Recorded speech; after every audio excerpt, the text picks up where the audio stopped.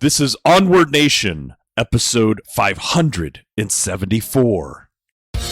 Get ready to find your recipe for success from America's top business owners here at Onward Nation with your host, Stephen Wessner.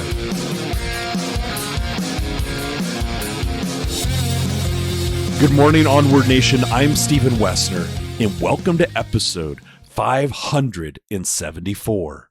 Today, we're going to start off with something a little bit different because you might have already heard I have a new book called Profitable Podcasting, and I am so excited because my publisher gave me the green light to give away a free chapter.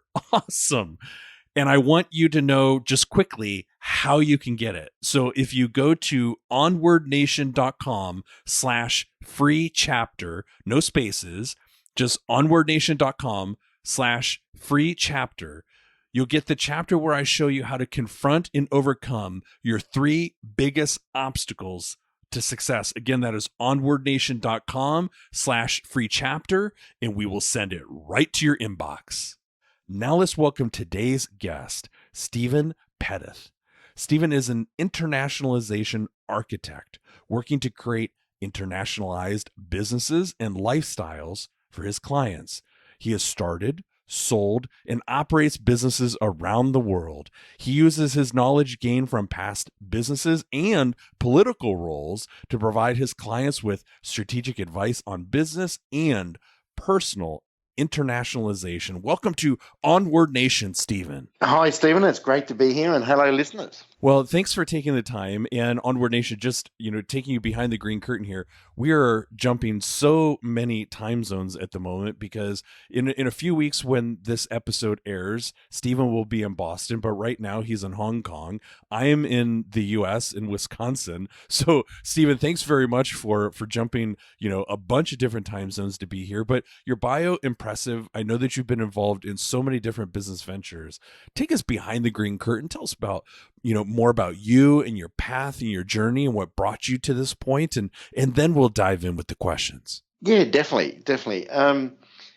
Basically, I grew up in North Queensland in Australia, joined the Australian Navy at a young age, spent 10 years in the Navy doing electronic warfare. So basically the spy stuff for the Navy, just all the electronic equipment.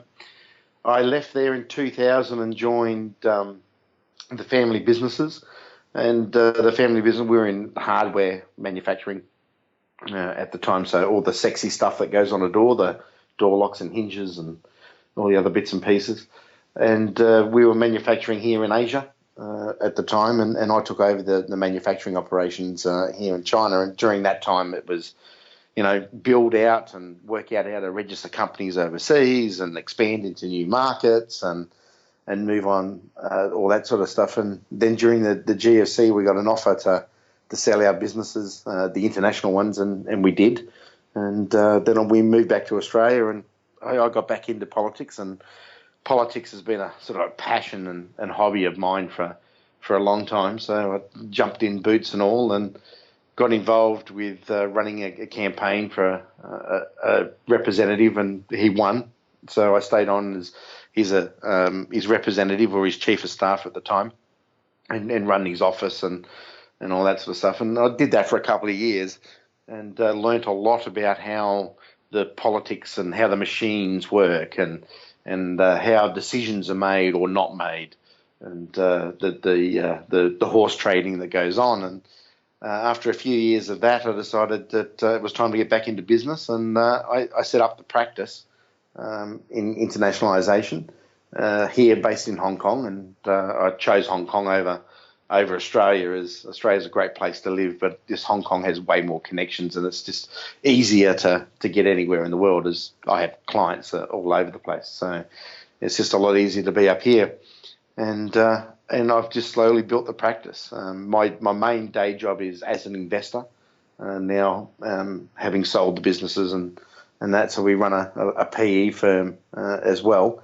but I build internationalization blueprints for people, and so we look at how we can take someone's company overseas, or how we can move them overseas and create a legacy that spans generations. Wow. Okay. So there's a lot in there to slice apart. That was awesome. So PE firm being private equity, right? Yep. Okay. Yeah. And so then internationalization architect, and this is something Onward Nation that I actually had to ask Stephen about for clarification, during our pre-interview chat, because I'm like, this is a new term for, I mean, this sounds awesome, but I really need to know what this is and be able to learn from him about this. And so my guess is, Stephen, many of our Onward Nation business owners are intrigued, but not quite sure, what that term means, because it might be new to them as it was for me just a few minutes ago. So take us here also behind the green curtain. When you say internationalization architect, what are all of the things that you're referring to that might get covered in an engagement with a client? Yeah, okay. So basically, we start off in an engagement with an initial conference call, and it's about me finding out what your goals are, what you're trying to achieve, where you're trying to head. Are you trying to build a legacy? Are you trying to expand? You want to sell your business, but you need something more? Are you looking for cheaper sources of labor or product or whatever? So we go through a whole call around that sort of stuff. So basically, I'm building a blueprint, as an architect does. So an architect draws a building, draws a road, master cities a plan. So we build that plan for whatever you're trying to achieve by your internationalization. And internationalization is just another term for going global, looking over borders. And we have a lot of clients that they're in one state, they might be in Texas, and they start by literally just going to California. So it's as simple as looking over the backyard, back fence, so to speak, and then finding a new market, and then expand to Canada, look here into Asia for purchasing a product or for sourcing labor, and then moving into Europe or whatever. So it's a step-by-step process. Well, and so now, the term really makes a lot of sense to me. I mean, it made some sense before, and I was kind of thinking, I wonder if it means this. And so then hearing you describe it, and especially using the metaphor of, houses or buildings, you get an architect. And so that makes perfect sense, because it's complicated internationalizing or taking your business beyond borders, and you really need to have a plan. And my guess is you've probably seen, several companies without a plan make some pretty colossal mistakes, right? Oh, huge. And it's not just companies, but small mum and dad operations. They hear everything about, we can go to China and, buy whatever we want and we can sell it back home. And they do that, but they don't create the right plan and the right structure and the right way of doing it, and they end up with a container full of rocks or something. So it's all step by step, and it's a lot of it is you don't know what you don't know, and having a trusted partner on board to help you steer you in the right direction is a way to go. We get lawyers on board to draft documents, we get accountants to help us with our books, we go to a doctor to help us with that. So I'm here as your consultant, your hand and guide to help you draft your plan and create the right foundation. It's all about starting in the right spot. Well, I suspect that there are probably a number of, what I like to call money draining mistakes, kind of pitfalls, the financial woes of doing this improperly, without a blueprint. There's probably a lot that would compete for maybe the worst, the biggest, number one, maybe number two. But so based on your experience, and obviously respecting confidentiality here of the business's name, but what might be like, and then we'll move on to the other questions I want to ask you, but I just kind of want to cement into place for Onward Nation how important a plan is. So what might be maybe one or two of the biggest mistakes that you see, business owners make when they try to go international without having the right plan? Setting up companies just because they were told to set up, they need an offshore company. And then they set it up in the wrong jurisdiction. They set it up with the wrong shareholding structure. They don't have the right banking, or they can't get banking facilities. So they go and spend, and it can be a lot of money, to set up these corporations through offshore lawyers. And then all of a sudden it's like, well, I don't need that. I actually need something else. So it's going down the wrong path to start with. On the importing front, it's not doing the right research, not creating the right relationships. And the whole thing about international trade or international business. It's actually about relationships. And it's, having the right relationships and creating the right relationships from the beginning. Excellent. Well, thank you for that, Stephen. I think we just kind of went behind the green curtain there of, how to get started in doing business internationally, but how to start that process and build a foundation so that the risk is minimized, and how important it is to have a mentor and a guide, take us by the hand and say, well, watch that right there. That's a trap door. And then kind of sidestep those trap doors. And so that was awesome. So thank you for that. So let's dive into this first section that I like to call focus in preparation. Preparation, because it's so true that greatness is available to all of us if we're willing to do the common things uncommonly well, which is a powerful lesson I learned from one of my mentors, Don Yeager. So, Stephen, take us maybe into some secrets or maybe a time-saving technique. Is there something you can share with us that helps you focus and prepare to tackle your most vital priorities each day? My priorities each day? Yes, exactly. The first thing that I do in most mornings is actually I just stop, sit, think, and listen. So I'll drop off. If I'm here in Hong Kong, I'll go to my coffee shop that's down the corner, grab a coffee, just have a quick browse of the paper, get out my my notepad and sketch down 3 or 4 notes that I'm going to start.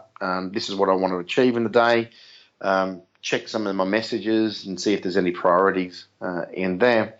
But it's just that taking that hour or an hour and a half just before I really get into the day is to just sit through and create a prioritized list of this must happen today and this I can do next week, or I can palm it off to my PA. Yeah, and it's I like how you do that every single day, and that's part of your recipe. And then, so not only are you continually prioritizing, but you also said that you are continuing to delegate as well, correct? Yes, yeah.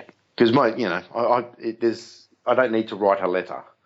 I can get a PA to do that. And PA for you, personal assistant, right? Yes, yeah. Okay, yeah, perfect. My personal. Okay, so take us even deeper here. But this time let's do it in maybe the construct of daily habits. So Stephen, up to this point, have you recognized maybe a habit or two that you strongly believe have contributed to your success? Reading something new is one of my big ones.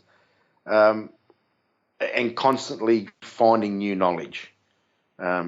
It's one of the things, especially in the game that I'm in, whether it's in the PE firm or in the internationalization business, is there's new stuff coming up all the time. So taking the one step to go and read something new or research something new, for me is a godsend. It's just one of those things that creates a clarity and a path and just renews some of the old constructs that we pick up over time. Love that. And Onward Nation, one of the lessons that I learned from, one of my personal mentors, Darren Hardy, and many of you know the story of how Darren was on our board of advisors here at Predictive ROI, my core business, for about 12 months. And so he and I had this really incredible opportunity to be in the trenches, in me being able to learn from him, directly because he was on our BOA. And one of the things that he shared with me really syncs up well with what you're saying, Stephen, is that, so he found and maybe did some research and found that 80% of today's highest performing, business owners, executives, thought leaders, athletes, 80% of them are learning something new. They have this insatiable desire to learn something new. They're constantly perfecting their craft, and they just have this hunger for knowledge. So, Stephen, no surprise there. You are in great company, my friend. Yeah, thanks. It's good. And if your listeners aren't doing it, start today. Well, and they're listening to you today, right? So they're getting wisdom and insights from you and being able to benefit from your experience. This is awesome. And so you've started us off, very positive, great motivation. We're talking about delegation, ongoing education, daily habits, and prioritization. Awesome. Taking us behind the green curtain into a brand new business segment, at least something that here I'm learning something new today too with internationalization architecture. So this might feel a little bit weird, Stephen, that I want to flip this and now go 180 Yep. degrees in the complete opposite direction. So tell us about that challenging time. That situation could have devastated, maybe even ruined your business, but you persisted because you made the tough decision. So now you can look back on that and say, that was such an invaluable learning experience. Tell us that story, Stephen. Yeah, there's so many of them. One of the ones that comes to mind was when I first started to come up into Asia and do the manufacturing here, and not understanding the culture and making sure that I understood the cultural relevances of the people that were working for us. So we had manufacturing here in China, as well as in Malaysia as well. And both of those cultures are totally different from Australians. And a lot of the time here in China, especially, they'll say yes, but they really don't understand. Huh. And they'll just say yes. And over the years, I've determined there's about a 10 degrees of yeses. And just a simple yes is they have no idea, and a real deep thought, yes, yes, yes, and they repeated it back to you is they actually understand and they're going to go and do it. And taking that word straight away, the amount of times we had, and it turned out to miscommunication, and from the miscommunication we had product that was not being run right, or whole steps not being processed right, and you're just doing your head in, you wonder, and you just sit there, and I mean, many a time having phone calls with Dad saying, we're doing the right thing, it's costing us a fortune, and we're just not getting everything through. And then one day, a mentor of mine that was up here and had been up here for basically since China opened up, he said to me, basically draw it out. He said, whatever you want to achieve, whatever steps you want to do in manufacturing, draw it out. Draw it, draw this is step 1 to step 100 and do each step and then take people through. And I went, why? And he said, well, when you have a look at the culture, especially here in China, is a lot of it's pictograph. It's very, this diagram or this character means this. And that way we were able to start communicating between people through demonstrational activities rather than verbal. And so it was that finding that communications tool that kept me going and kept me sane. And then after a while, we started to train people better. People were understanding what we were wanting better, and it just cut the entire cycle of any new product development basically in half. Just from one little change of thought in how we're delivering a message. It's fascinating, and what is fascinating about that is how, one small word, yes, how there can be so many layers and nuance, especially then also cultural differences in layers to what that word really means, right? Yeah, because we're used to, if someone says yes, well, yes, they understand.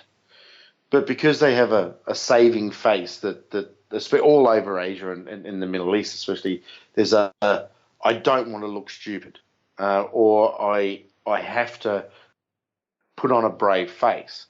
And so they say yes whether they understand or not, and then they'll try and figure it out, and they, because of it's just totally foreign to them and foreign to us, we totally miss the entire point. And you can spend a long time, weeks, months, thinking that everything's going right, and then all of a sudden it just falls apart. Wow. What do you think is the most critical skill business owners need to master in order to thrive today?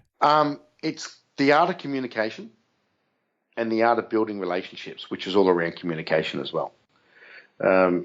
We have the BlackBerries and the iPhones of the world and Skype and all this sort of stuff. But having a personal relationship with your competitors, with your suppliers, with your employees, with your family, with your friends, but doing it in a way where it's meaningful, I think has more relevance now than what it's ever done. because we all tend to hide behind a screen. We all tend to go, I'll get to that later. Here's just a quick message. We do everything in 140 characters, rather than actually sitting down and talking and understanding and communicating what we really need. I've seen it in organisations where I've come in to work with people where they will send emails around on a subject where all you had to do was get up, everyone go and sit down, have a coffee, and it's resolved in 20 minutes rather than 4 days because you've got emails going everywhere. And so I think it's that the art of communication is the big one. And, basically going back away. Well, and that's really where you strike gold as far as in the relationship context when you get to that quote unquote meaningful layer, right? Yeah, and that's for sure. So in my business, especially in the investment business, and even before that, when and it come out of politics a lot as well. But politics is a lot about meeting people one-on-one, meeting people on the street, meeting people face-to-face. So I've taken that into my business, and I fly all around the world all the time to have one-on-one meetings. I was in Dubai 2 weeks ago for 2 days just to have 2 meetings.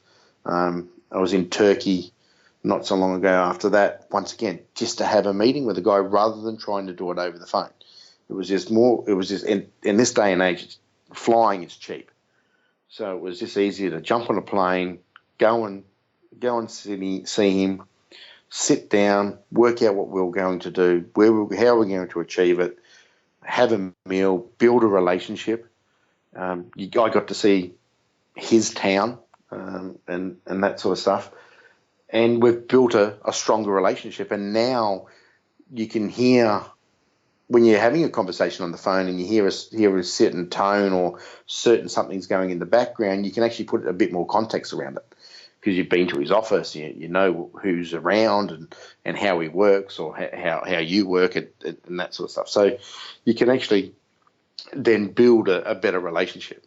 So I'm a big fan of face-to-face meetings. Oh, okay, so that is wonderful, a great lesson. But here again, let's cement that context into place here. Yep. Because so the meeting with the gentleman in Turkey was obviously an important meeting for a business relationship. But instead of trying to handle that over the phone, you flew from Hong Kong to Turkey in order to sit down, Yep. break bread, have a conversation, meet his team. He'd be able to meet you in person, right? I mean, that's what you're talking about, flying from Hong Kong to Turkey Yep. in order to make that happen. So it was, it's a 12-hour flight. So it's 12 hours over, 12 hours back. So to do the whole lot, it's a 3-4 day exercise. But that 4 days of going there probably saved us 6 months of any other communication. Wow. Because we broke a lot of barriers very quickly.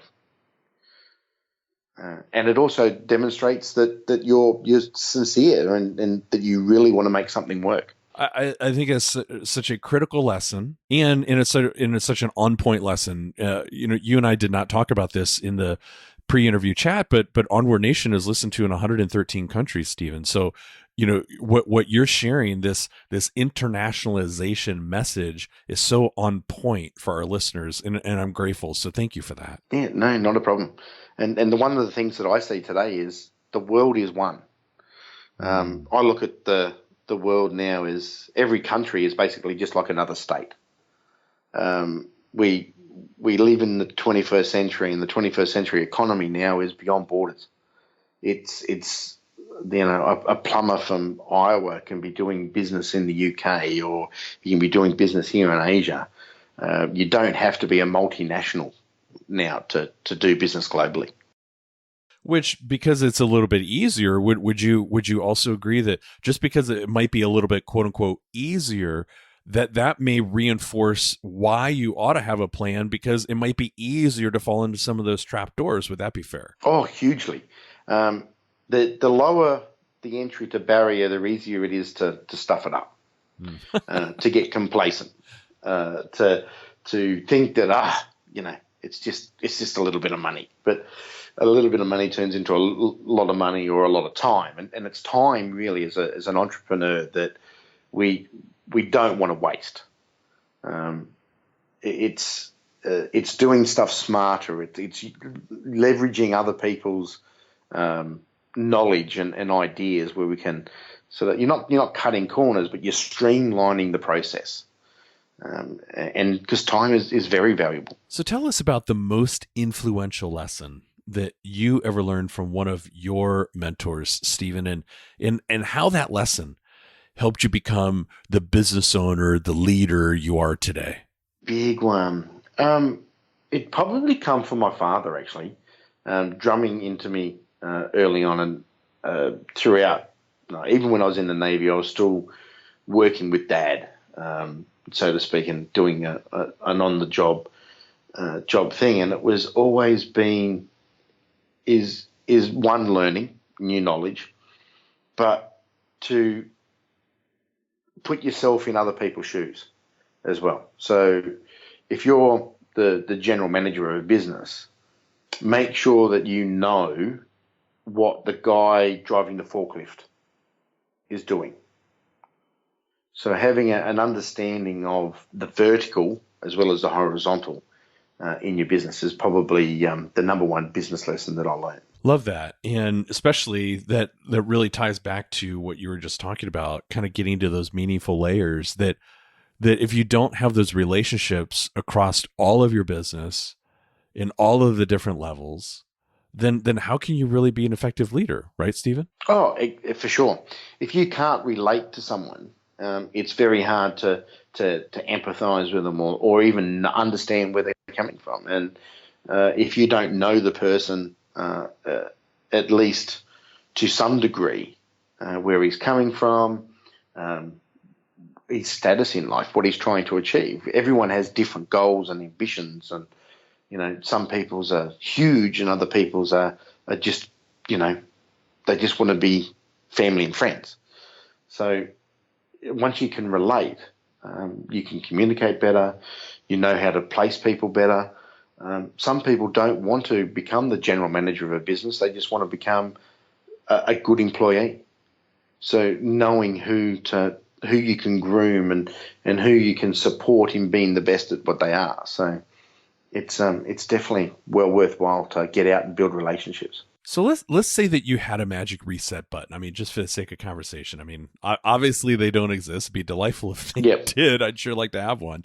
But let's say you had one as it relates to starting your business. Stephen, what systems would you go back and put into place sooner rather than later, and why? For me personally, it would take on the role of an investor in a business rather than an entrepreneur, because I'm more suited to the high-level strategic position, not the day-to-day operation. So it would be, a system for me would be finding the right jockey or finding the right CEO, and putting the right reporting criteria in place to allow me to make the strategic decisions.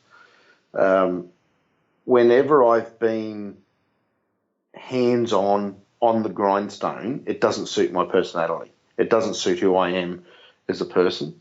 So as soon as I know that, and I've got a rule now that if I'm involved heavily in the management of a business after 18 months, there's something majorly wrong.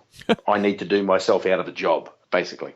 Well, that's a great observation about, where your gifts lie. Like it sounds, so let me give a piece of that back to you and then we'll take this deeper. So it sounds like where you really shine, like where your vital priorities are being able to go to Turkey, having boots on the ground, developing those relationships. And then when it comes to tactical execution, that's a different team so that you can go to Greece, so that you could go to wherever in order to take those relationships deeper and build the business that way, right? For sure. So, a lot of people say you need multiple streams of income.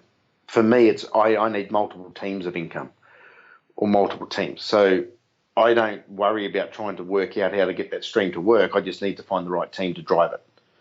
And then, yes, you're right. Then I can go off and build my relationships wherever. I can find out what's actually happening on the ground with banking in the Middle East or banking in the US or whatever that helps my clients as we go forward. Yeah, it's really smart. and, play to your strengths, Onward Nation. You don't have to do everything. And maybe you're more of a technician or an operator. Well, great. Then excel there, and then have somebody in your business or a team of people in your business who are going to take care of the strategic stuff, or vice versa, as Stephen just described. So Stephen, let's go into strategy here. And I know that I'm serving up this question kind of in an impossible way, because I'm going to ask you to distill it into one, but we'll go deeper into strategy here in just a couple of minutes. So if you could give us one strategy that if business owners and their teams, if they could consistently apply it every day, do you think would compound into big wins for them? Is have every day, take 20 minutes, half an hour to work on something that is a side hustle. And that's everyone. So everyone, especially in your strategic team, in your C-suite, so to speak, is if everyone there looked at a side hustle or a side project for just 20 minutes a day, you would solve a lot more problems a lot quicker. And so a side project might be something like, Google has become famous for this, where, a portion of time is, invested toward, new tech or new innovation or new service or something like that. And so when you're suggesting a side hustle, it might be something that could be bolted on to the existing core business, but it's something new that it will then hopefully develop into a new revenue stream, right? Yes. Yeah. So trying to find a complementary product or service or offering, or just a way of creating a buzz for your business that is not core to your business. So if it doesn't work, you can just throw it away and start something else. Love it. And that goes for people in 9-to-5 jobs too. If there's listeners out there that are in 9-to-5 jobs that are looking to get out on their own, is create a side hustle, because you never know, it might turn into a business. This has been such a fantastic opportunity, Stephen. So before I ask you, my last question, which will be a scenario, give us a chance to go even a little bit deeper into strategy here. I just want to say thank you. Thank you for dialing in from Hong Kong, jumping so many time zones. Thank you for your grace, and because we had to do a reschedule because of me, and I really, really appreciate your forgiveness and flexibility on that. But thank you for coming on to the show, and sharing of yourself, being so transparent, being so generous with your expertise, teaching us something new, as high performers do, but you taught us something new. And I'm really, really grateful for that, Stephen. Thank you very, very much. No, you're welcome. And that's what I find as well, is a lot of people in business these days don't share enough. And I think we need to start sharing more. Amen to that. So here's my last question. Again, it'll be a scenario. So imagine you're standing in front of a room of brand new business owners, people just like you when you were starting out. And so maybe they're battling their way through, well, maybe it's fear, maybe it's worry, maybe it's doubt. Maybe they're just struggling to try and find their footing. What would be 2 or 3 strategies you would recommend that they focus on to best ensure success? One of them would be throw out everything you've probably already learned, because that's creating a fear. Media, especially, and don't listen to the mainstream media. The mainstream media is the worst thing you can listen to. So throw out all your main ideas. Stop listening to the mainstream media. Find yourself a mentor. That is probably the number one thing. And your mentor doesn't have to be, the CEO of a major corporation. It could be just someone who's in a position slightly above where you are now, because you can always get another mentor. The other thing is to prepare, is to take time, but don't procrastinate. There is a difference here, to build a model of what you want to achieve, and then start. Don't build the model and try and perfect it, because there's no such thing as perfection. Build it so it's at the 70% mark, and then start. Because I've done so many projects over the years where I've gone, nah, needs to be better. And then all of a sudden a competitor comes out with the same product at half the price. And you're like, oh, well, we could have been out there at least with a product. now we don't have a product, we've got to retool, or we've got to do something else. So the biggest, that would be one of the big things is forget what you learned, find a mentor, build a model and start. Well, and here's what's, that's awesome. So thank you for that.